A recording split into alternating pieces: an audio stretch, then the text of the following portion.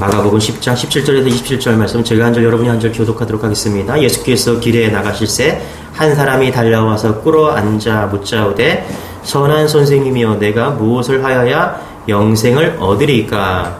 예수께서 이르시되 내가 어찌하여 나를 선하다 일컫느냐? 하나님 한 분 외에는 선한 이가 없느니라. 내가 계명을 하나니 살인하지 말라, 간인하지 말라, 도둑질하지 말라, 거짓 증언하지 말라, 속여 빼앗지 말라, 내 부모를 공경하라 하였느니라.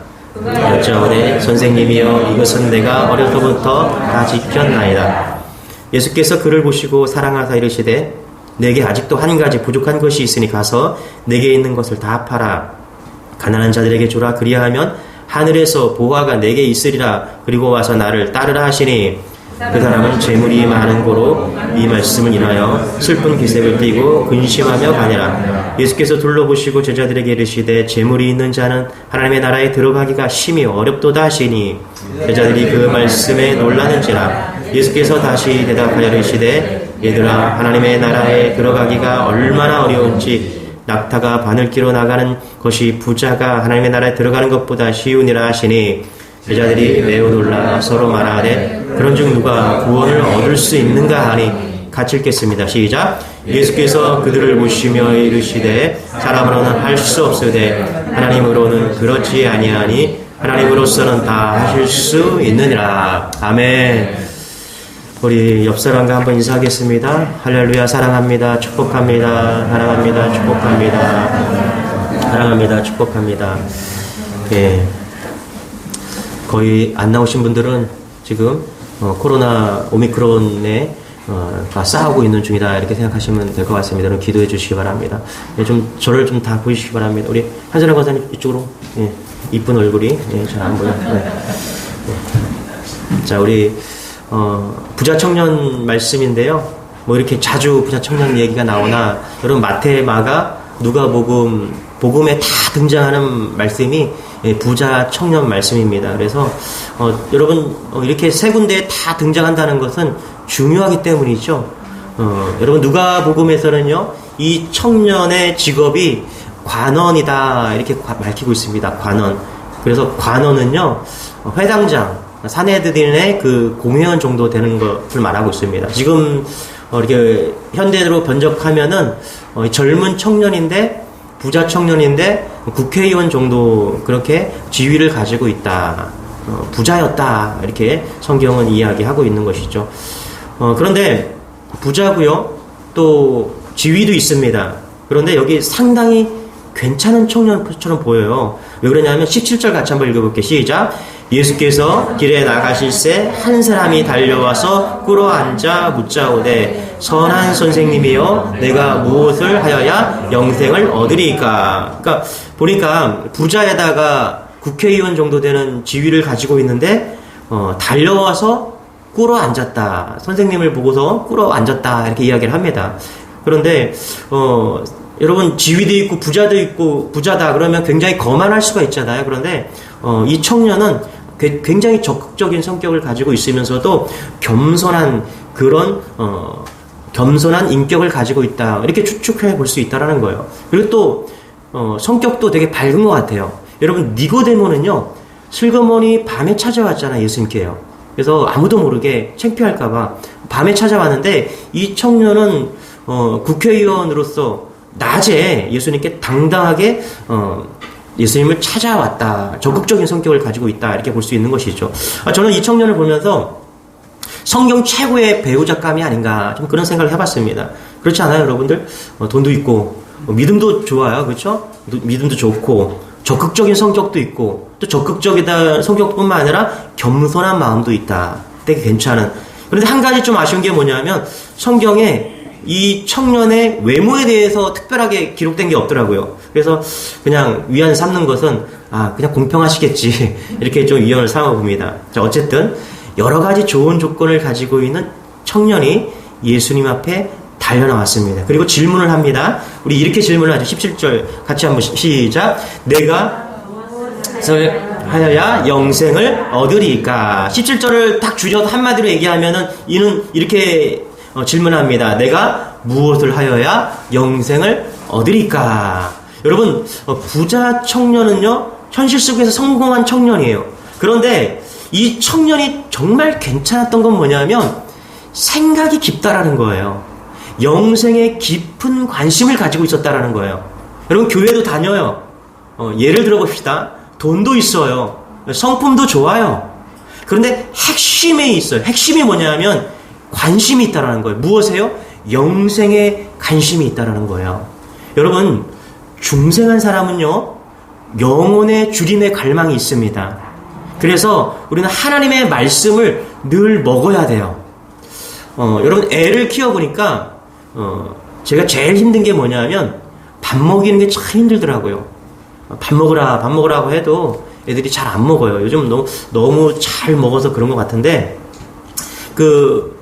어려운 시절을 한 가족이 형제가 7, 8명 되시는 분의 이야기를 좀 들었습니다. 아주 어렸을 때 자기가 어렸을 때 그분이 어린 시절이죠. 그분이 어렸을 때는 부모님이 밥을 먹으라고 할 소리를 한 적이 없대요. 그냥 아이들이 7명, 8명이 되니까 밥상을 딱 차리기만 하면은 그냥 메뚜기처럼 확 달려들어가고 밥을 먹기 위해서 막 모여든다라는 거예요. 그러니까 부모가 뭐 밥 먹으라 할 이유가 없다라는 것이죠. 여러분 영적인 허기가 있어야 돼요. 영적으로 허기를 느끼지 않으면요 먹으려고 하지 않을 뿐만 아니라 먹는다 하더라도 참 맛을 모르는 것이죠. 여러분 신앙은 진단할 때 내 영혼이 여러분 살아있다는 것은 영적인 허기와 갈증이 있다는 것입니다. 이 청년이 참 괜찮은 청년이다. 분명한 것이 하나님에 대한 갈증이 있었다는 것입니다. 여러분 영혼의 갈망이 있는 사람, 영혼의 관심이 있는 사람은 우리는 지혜로운 사람이다. 여러분 오늘 멋지게 이렇게 교회 나오셨지만 여러분의 영혼은 어떠십니까?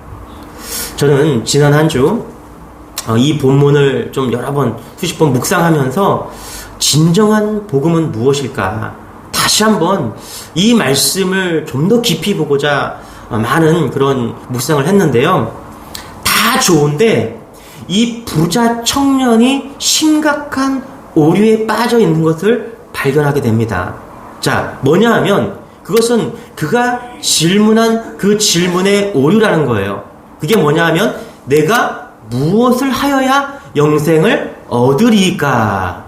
자, 이 질문 자체에 오류가 숨어 있다라는 거예요. 오늘 이 질문을 통해서 우리가 영생을 다시 점검하고 얻는 그런 기쁜 시간이 되기를 소망합니다. 할렐루야. 네, 첫 번째는 이거예요. 내가 무엇을 하여야 영생을 얻으리까? 여기서 첫 번째 잘못된 오류가 있어요. 그것은 뭐냐면 내가 무엇을 할 수 있다는 전제를 가지고 있다라는 거예요.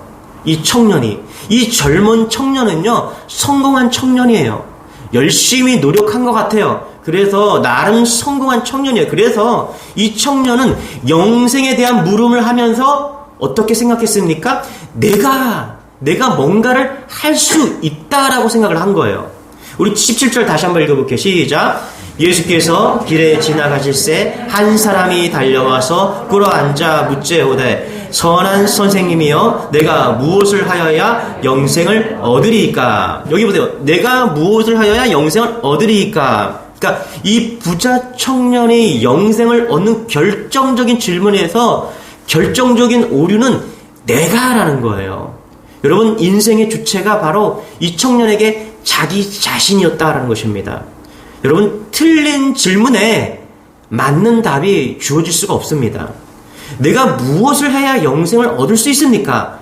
영생의 문제는요 내가 하는 것이 아니라 하나님이 하시는 겁니다. 여러분 이것을 믿는 여러분 되시길 바랍니다. 여러분 영생에 관한 한 내가 할 수 있는 일이 없어요. 고작 해야 마음의 문을 열고 주님을 받아들이는 겁니다.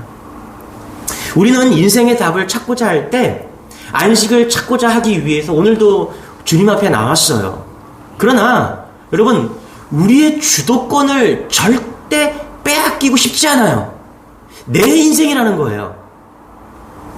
이 청년이 지금 그러고 있다라는 거예요. 잘 보세요. 선생님이요 내가 무엇을 하여야 영생을 얻으리까? 선생님이요. 여러분 선생님은 어떤 분이세요? 어렸을 때 저에게 선생님은요 무언가 물어보면 선생님은 다 답을 주셨어요. 선생님께 그냥 가져가기만 하면 그 문제가 다 해결되었어요. 그래서 지금 이 청년도 선생님에게 나와서 그러는 겁니다. 선생님, 답을 좀 알려주세요. 답을 알려주면 뭐라고요? 내가 채우겠다라는 거예요. 선생님은 답만 알려주세요. 나는 그러면 내가 그거 알아서 할게요. 여러분, 그가 가진 것들로 아무리 채우려고 해도 채우고 채워봐도 채워지지 않던 그 마음의 목마름, 영혼에 대한 목마름, 이것을 영혼의 구멍이라고 이야기합니다. 파스칼이 그런 얘기를 했어요. 인간의 마음속에 오직 하나님으로부터만 채워지는 큰 구멍, 그것을 하나님이 우리에게 만들어 놓으셨다. 하나님의 빈 자리가 있는 거예요. 그래서 여러분, 인간의 실존은요, 그 구멍을 채우기 위해서 열심히 살아갑니다. 그 구멍을 돈으로 채워보고, 사회적인 명성으로 채워보고, 성공을 채워보고, 막 메꾸려고 막 안간힘을 쓰는 거예요. 요즘 사람들은 순간에 집착을 하죠. 주목받는 순간, 행복한 순간, 화려한 순간, 충만한 순간, 이 순간의 점철이 인생이다라고 그렇게 이야기를 합니다. 그래서 요즘 청년들은요, 아주 순간을 귀하게 여깁니다. 지금 순간이 중요하다라는 거예요. 그래서 집을 사기 위해서 청약을 하고 이런 청년들도 많이 있지만, 모든 청년들이 지금을 귀하게 여기고 지금 이 순간을 즐기자, 이렇게 많은 그런 생각으로 바뀌고 있습니다. 그런데 여러분, 이 순간순간이 영원까지 이어질 수 있을까요? 순간의 조각조각들이 영혼의 모든 것을 채울 수 있을까요? 아닙니다. 순간은 영원이 아니죠. 비어있는 것은 여전히 비어있다라는 거예요. 여러분, 여러분의 영혼의 빈자리는요, 오직 예수님의 빈자리입니다. 오직 예수님만이 채울 수 있는 빈자리라는 거예요. 여러분, 이 사실을 믿으십니까? 예수님 없이는요, 그 구멍은 평생 구멍난 인생이라는 것입니다. 여러분, 한번 부자 청년을 생각해 보세요. 흠 없는 도덕성과 그리고 물질적 풍요와 그리고 지금 그가 품은 경건한 고민들이 있어요. 굉장히 깊은 있는 질문들이에요. 무엇을 먹을까? 무엇을 마실까? 무엇을 느끼고 무엇을 누릴까? 이런 수준의 지금 질문이 아닙니다. 그럼에도 대체 이 구멍이 뭘까? 내가 무엇을 놓친 것일까? 내가 최선을 다하고 내가 부족함 없이 열심히 살아서 내가 다 이루었는데 내가 도대체 무엇을 놓친 것일까? 그래서 이 청년은 예수님 앞에 나온 것이죠. 그러나 여러분, 이 부자 청년이 놓치고 있는 것이 있습니다. 그 구멍은 내가 채울 수 없다라는 거예요. 오직 주님만이 채울 수 있다는 것입니다. 금요철화 때 여호수아의 마지막 유언을 우리는 메시지로 들었습니다. 여호수아가 가나안 땅에 들어가서 다음 세대에서 마지막 유언을 남깁니다. 여호수아가 이스라엘 백성을 이끌었고요. 여호수아가 가나안 땅에 들어가서 여호수아가 적들을 무찌르고요. 여호수아가 땅을 차지하고 여호수아가 땅을 분배했습니다. 그런데 여러분, 여호수아가 마지막에 뭐라고 고백합니까? 여호수아는 오직 하나님의 은혜로 가나안 땅을 정복할 수 있었다라고 이야기를 합니다. 이것이 그의 고백이에요. 다시 말하면 하나님께서 하셨다라는 거예요. 여러분, 신앙은요, 이것입니다. 내가 정복하고 내가 쫓아내고 내가 죽을 만큼 일하고 내가 열심히 살았어요. 내가 돈도 모았습니다. 그래서 성공했습니다. 내가 열매를 거두었습니다. 그러나 하나님이 하셨습니다. 내가 아니라 고백하는 것이 아니라 하나님이 하셨습니다. 이것이 신앙이라는 것입니다. 내가 아닌 주님이 하셨습니다. 여러분, 인사치레가 아니에요. 하나님께 듣기 좋으라고 하는 것이 아닙니다. 진짜 그렇게 고백되어져야 된다는 것입니다. 여호수아는요, 인생을 살아보니까 이것이 진짜 깨달아진 것이죠. 여러분, 여러분의 인생에서 내가라는 주도권을 예수님께 내어드리시는 여러분 되시길 바랍니다. 그렇지 않고는요, 영생을 얻을 길이 없습니다. 이 부자 청년의 첫 번째 오류가 내가였다. 우리 주님의 교회 모든 성도들은 내가 아니라 주님이 주어로 고백되는 그런 은혜가 있기를 소망합니다.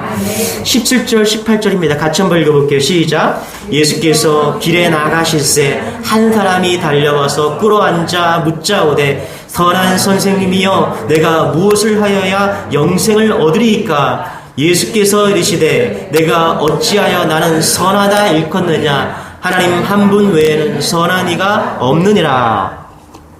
자, 계속해서 내가 무엇을 하여야 영생을 얻으리이까?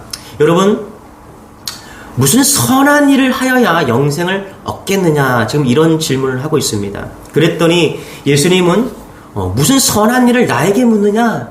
선한 이는 오직 하나님 한 분뿐이다. 이렇게 대답을 합니다. 여러분, 이 청년은 지금 자기가 선한 일을 많이 하면 영생을 얻을 수 있다라고 생각을 한 거예요. 그래서 선한 일을 했어요. 선한 일을 할 것이고요. 그러면 영생을 얻을 것이다 라고 생각했습니다. 그런데 예수님은요, 아무리 선한 일을 해도 너는 선하게 될 수 없다 라고 지금 이야기를 하는 거예요. 선한 분은 하나님 한 분밖에 없기 때문에 인간인 너가 아무리 선한 일을 해도 하나님밖에 선한 분이 없기 때문에 선한 곳에 이룰 수 없다라고 지금 이야기를 하는 겁니다. 여러분, 인간은 선하지 않습니다. 우리 인간이 선하다는 생각, 선해야 한다는 생각, 선하게 살 수 있다는 생각 때문에 여러분, 신앙이 자꾸 윤리 도덕에 머물러 있습니다. 그럴 수 있다라는 거예요. 물론 세상이 타락하고 부패했기 때문에 여러분, 도덕적으로 윤리적으로 그런 가치만으로도요, 제대로 채워지면 더 나아지긴 합니다. 믿지 않는 사람보다 더 괜찮은 사람이 되기는 해요. 그러나 여러분, 복음의 차원에서 영생의 차원으로 생각하면요, 인간의 도덕적 행동으로 우리가 영생을 얻는 게 아니라는 것이죠.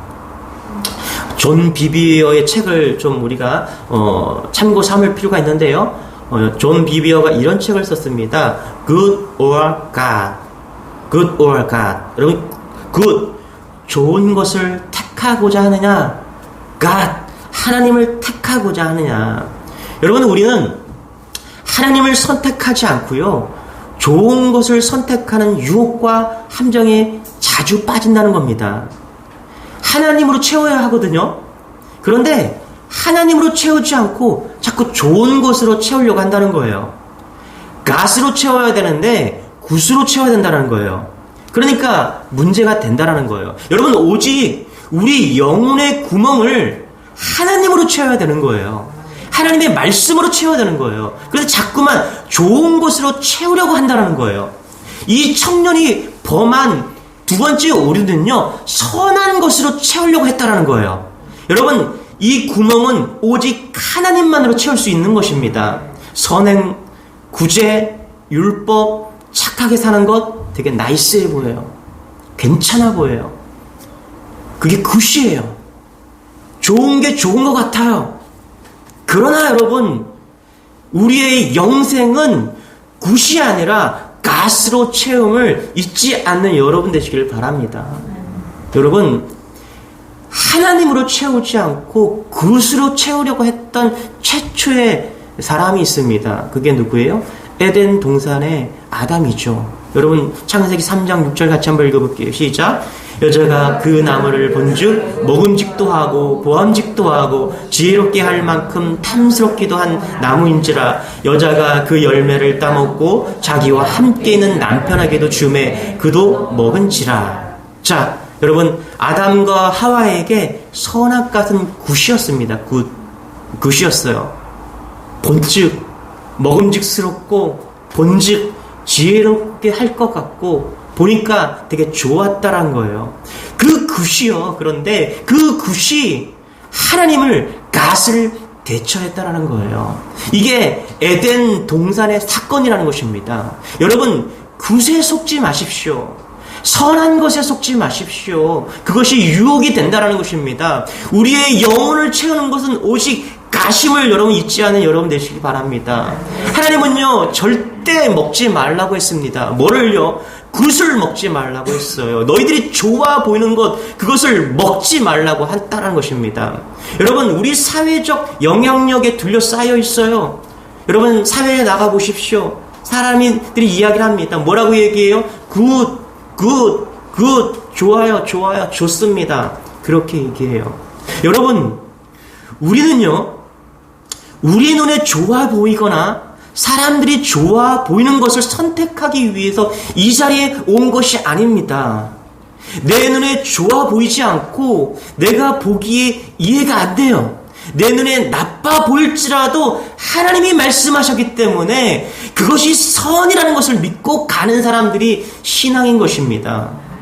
그래서 여러분 이 기준이 바뀌지 않으면요 우리가 아무리 교회를 다니고 성경을 읽어도 내가 좋아하는 것에 묶여버리고 만다라는 거예요.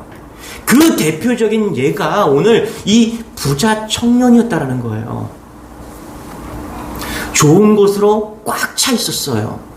선한 것으로 꽉 차 있었어요. 내가 그렇게 선하게 살아왔고 앞으로 더 선한 것을 함으로 인해서 선한 것으로 채우겠다라는 거예요. 여러분 이 청년은 나쁜 사람이 아닙니다. 꽤 괜찮은 사람이에요. 굿맨이에요. 굿맨. 누구나 볼 때 제가 볼 때도 이 정도면은 괜찮은 남편감이야. 굿맨이에요. 굿맨. 다 좋아요. 그런데 하나님이 없다라는 거예요.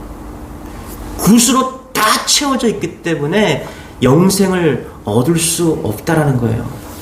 여러분 우리가 좋아하는 것이 하나님이 좋아할 거라고 생각할 때가 있습니다. 내가 좋은 게 아니에요. 신앙은요. 하나님이 좋은 것을 택해야 합니다. 그것이 굿입니다. 부자 청년이 범하고 있는 오류가 바로 이런 거예요. 우리가 생각할 때 선한 것이라면 하나님도 그렇게 선하게 생각할 거라고 여러분 생각하지 마시기 바랍니다.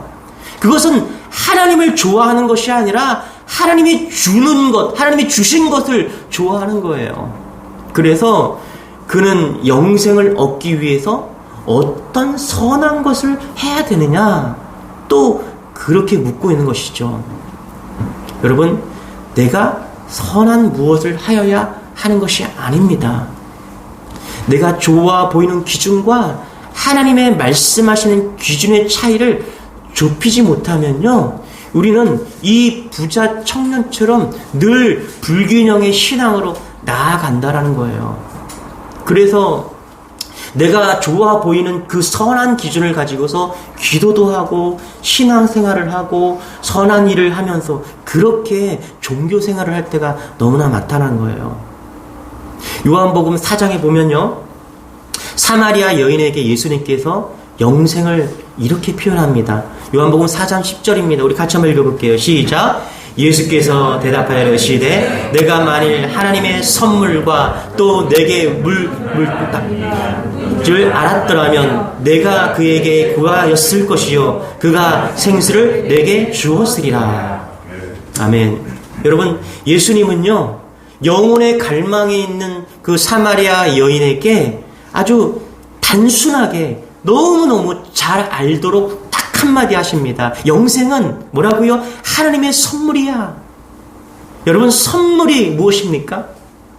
제가 이제 본의 아니게 요즘은 카카오톡 때문에 생일이 막 드러나잖아요. 예. 참 여러분들도 생일 되면 좀 부담스럽잖아요. 저도 참 부담스러워요. 그래서 이제 카톡방에 제 생일이 딱 이렇게 오픈되니까 이렇게 요즘은 선물 가운데 커피 쿠폰을 참 많이 주세요. 정말 많은 분들이 감사하게 선물을 참 많이 그런 커피 쿠폰 목사님 커피 한잔 하세요. 너무너무 좋은 선물인 것 같아요. 부담도 안 되고 그런 선물을 좀 주시더라고요. 여러분 생일이니까 선물을 주잖아요. 여러분 선물을 주면서 바라는 것이 있나요? 없어요. 그렇죠? 그냥 존재 자체로 감사해서 생일을 축하하는 마음으로 선물을 주는 것이죠. 여러분, 영생이 그렇다라는 거예요. 아니에요. 주님이 내가 무엇을 하여야, 내가 무엇을 해서 얻는 게 영생이 아니라는 거예요. 주님이 주시는 선물이라는 거예요. 이게 영생이라는 것입니다. 여러분, 영생의 선물을 거저 받는 여러분 되시길 바랍니다. 우리가 할 것은 없어요. 우리가 할 것이 있다라면 그저 마음의 문을 열고 주시는 선물을 받는 것입니다.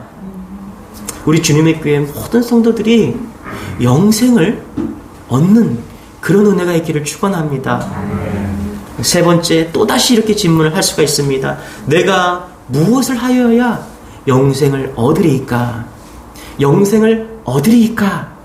여러분, 인생은 얻으려고 참 노력합니다. 참 여러분들 이렇게 직장생활 하시는 거 보면은 눈물이 날 때가 있어요. 밤새도록 일하시는 분들도 계시고, 그냥 하루 8시간이 모자라서 12시간 일하는 분도 계시고요. 뭐 세상이 좋아졌다고 우리나라가 참 괜찮은 나라다라고 말하지만은 여전히 어떤 곳에서는 계속 누군가는 열심히 땀을 흘려야 또 이렇게 돌아갑니다. 이 청년이 그랬던 것 같아요. 열심히 노력했어요. 그래서 지위도 얻었고요. 부자라고 이야기합니다. 여러분, 성경에서 부자라고 하면 얼마나 부자일까요? 상당히 부자였겠죠. 명예도 얻었어요. 여러분, 이 청년은 얻고자 했던 그런 청년이어서 얻었던 청년이에요. 자기가 노력하고 얻으려고 했던, 그래서 열심히 살아보니까 다 얻었던 거예요. 그런데 여러분, 그래서 이 청년은 오늘 영생을 어떻게 합니까? 얻으려고 하는 거예요. 자, 그런데 예수님은 영생을 얻고자 하는 이 청년에게 영생은 얻는 것이 아니라 영생은 들어가는 것이다 라고 이야기를 합니다. 우리 23절 같이 한번 읽어볼게요. 시작. 예수께서 둘러보시고 제자들에게 이르시되 재물이 있는 자는 하나님의 나라가 들어가기가 심히 어렵도다 하시니. 자, 영생은 뭐라고요? 얻는 것이 아니라 들어가는 것이다. 여러분, 얻는 것과 들어가는 것이 뭐가 그렇게 다를까요? 뭐 비슷할 수도 있어요. 제가 다른 본문에서 구원을 얻는 것이다 이렇게 설명했는지, 구원이 들어가는 것이다, 뭐 좁은 문으로 들어가는 거다 이렇게 설명했지만 다 찾아보지는 않았어요. 그러나 이 청년에게만큼은요, 구원은 얻는 것이다라고 본인은 생각하고 있었던 거예요. 자기는 뭔가 열심히 하면, 자기가 땀을 흘리고 최선을 다하면 구원을 얻을 수 있다라고 생각한 거예요. 그런데 예수님은 뭐라고요? 아니야. 구원은 얻는 게 아니야. 구원은 들어가는 거야 라고 지금 이야기하고 있다는 것입니다. 여러분, 마음의 문을 열고요, 천국으로 들어가는 여러분 되시기를 바랍니다. 우리가 해야 될 것은 마음의 문을 열고 구원의 문으로 들어가는 거예요. 얻으려고 하지 마세요. 문을 열고 그냥 들어가시만 하십시오. 그러면 천국을 우리의 마음에 품을 수 있다는 것입니다. 이런 은혜가 여러분이 길 소망합니다. 우리 18절에서 20절 같이 한번 읽어볼까요? 예수님께서 이 청년에게 좀 더 구체적인 이야기를 하시죠. 같이 읽어볼게요. 시작. 이르되 어느 계명이니까? 예수께서 살인하지 말라. 18절요. 같이 시작. 이르시되 내가 어찌하여 나를 하나님 한 분 외에는 선한 이가 없느니라. 내가 명령하노니 살인하지 말라, 가늠하지 말라, 거짓 증언하지 말라, 내 부모를 공경하라, 내 이웃을 내 자신과 같이 사랑하라 하신 것이라. 그렇죠? 여기 보니까 예수님께서 좀 더 구체적으로 쭉 이야기하면서 우리는 알 수가 있어요. 5계명에서부터 10계명까지 쭉 이야기하고 있는 것을 우리는 보게 되는 것이죠.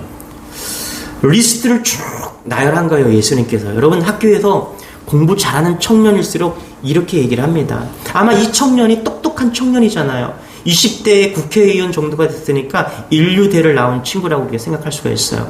그러니까 이 청년이 그런 거예요. 내가 무엇을 해야 됩니까? 라고 하니까 예수님께서 리스트를 딱 준 거예요. 계명을 딱 준 겁니다. 이게 리스트야. 네가 찾는 리스트야. 그럼 그 똑똑한 청년이 그 리스트를 다 지키는 겁니다. 그래서 예수님께서 그러는 거예요. 예수님, 제가 거기에 있는 리스트들, 목록들 다 지켰습니다. 됐죠? 저 성공했죠? 이 패턴이 딱 이런 거예요. 여러분, 성공이 뭡니까? 스펙 쌓는 거잖아요. 스펙 리스트 쫙 열고 하는 거죠. 그때부터 리스트가 딱 주어지면 촤라 열심히 하는 거예요. 이 자기 리스트잖아요. 그러니까 리스트를 딱 주었더니 이 청년이 예수님 저 그거 다 했어요 라고 지금 이야기를 하는 거예요.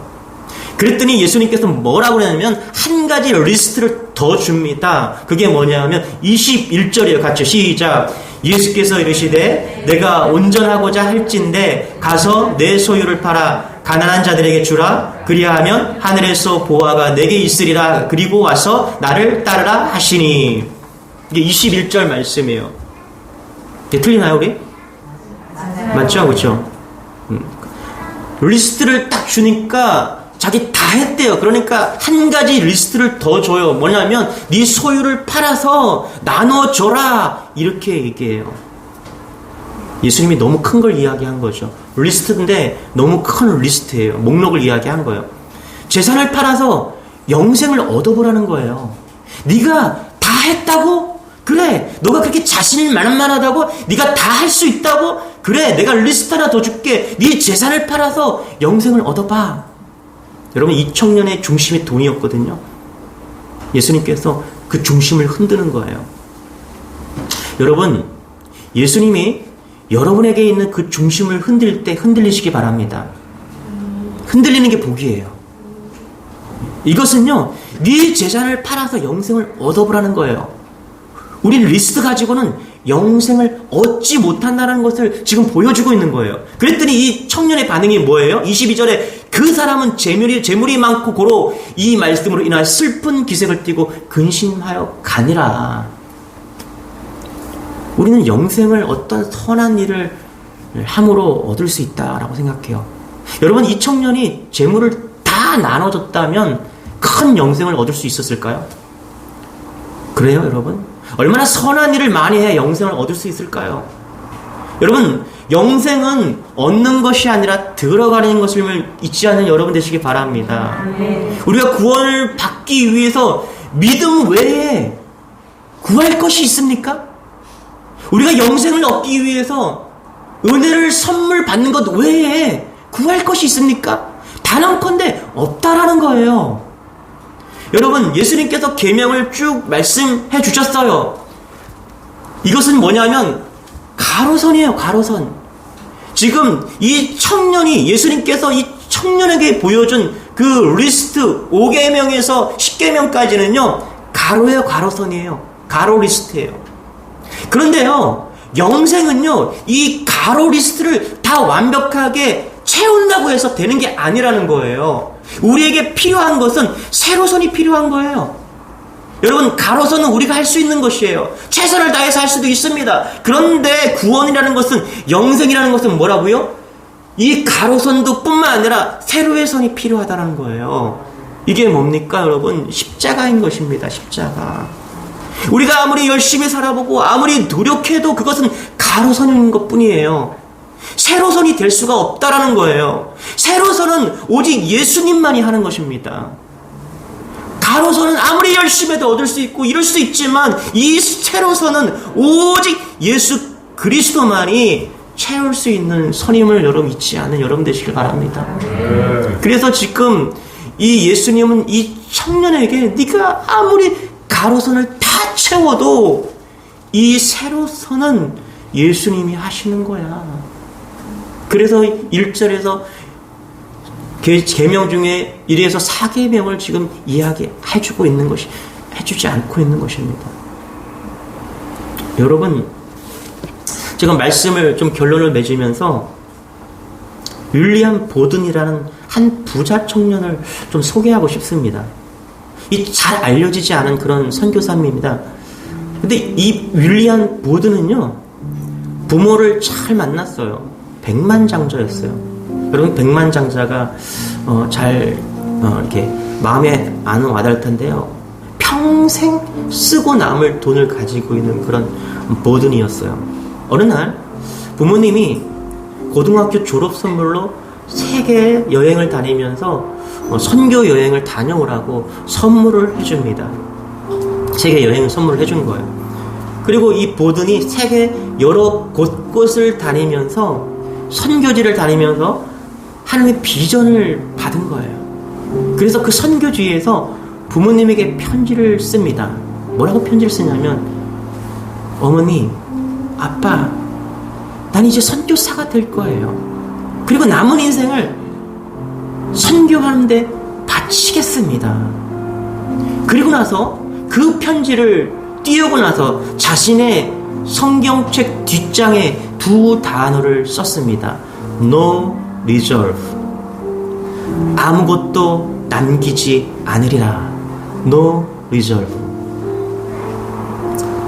100만 장자의 유산을 상속받도록 예정되어 있었지만은 선교사가 되겠다는 결심을 하고 예일 대학교에 입학을 합니다. 1학년 때 150명을 대상으로 성경 공부를 시작해요. 그런데 졸업할 때 보니까 정원 1300명 중에 1000명의 성경 공부 리더가 되어 있었어요. 그 후 예일 후퍼 미션이나 이런 데서 선교 단체를 운영하다가 기업에서 러브콜을 받습니다. 와서 돈을 같이 좀 벌어보자는 거예요. 그러나 이 보드는 모든 것을 거절하고 신학교를 갑니다. 프리스턴 신학교를 입학해요.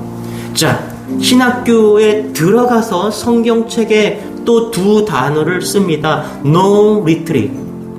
물러서지 않으리라.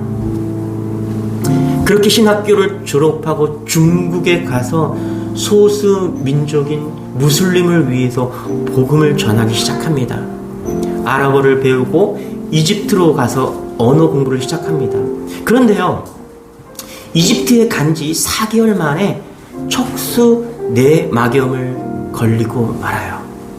그리고 사망하게 됩니다. 그의 나이 26살이었습니다. 그는요, 자신의 건강을 어떤지를 확인하고 나서 죽음을 받아들이면서 그의 자신의 성경책 뒷부분에 이렇게 기록합니다. No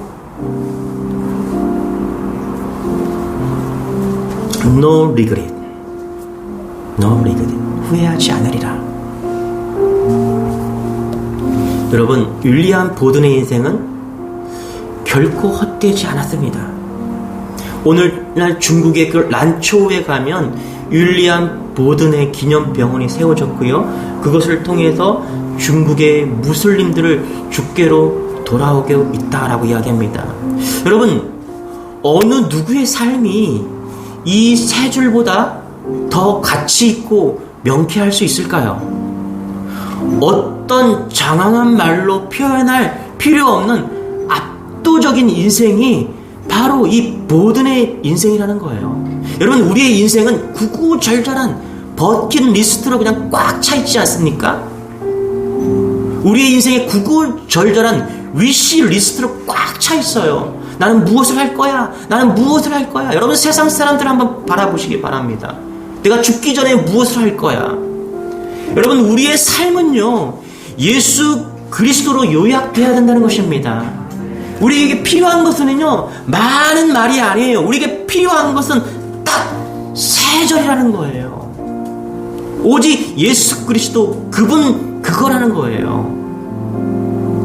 무엇도 남길 필요가 없고요. 결코 물러설 필요도 없고요. 아무것도 후회할 수 없는 인생이 예수 그리스도를 만난 인생이라는 것입니다. 여러분, 어떤 인생을 원하십니까? 저는 이 부자 청년의 말씀을 묵상하면서 저에게 좀 물어봤습니다. 너는 도대체 어떤 인생을 원하느냐? 더 가지려고 하느냐? 더 누리려고 하느냐? 더 명성으로 높은 자리로 나아가려고 하느냐?